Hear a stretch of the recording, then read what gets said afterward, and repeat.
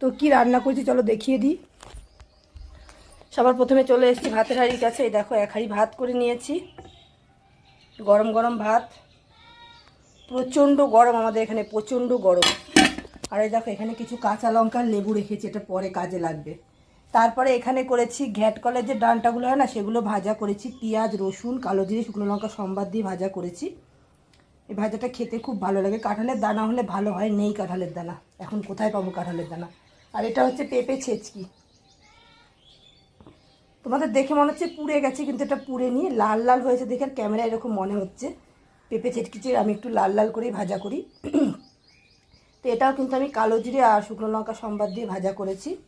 আর এখানে করে নিয়েছি মাছের মাথা। এই যে পেঁয়াজ, রসুন, আদা দিয়ে একটু কষা কষা করে মাছের মাথাটা রান্না করেছি। এই রান্না করেছি, কালকের অনেক রকম তরকারি রয়েছে, মানে মাছ রয়েছে 2 রকম, আরও তরকারি রয়েছে, তো তাই জন্য আর কিছু করিনি।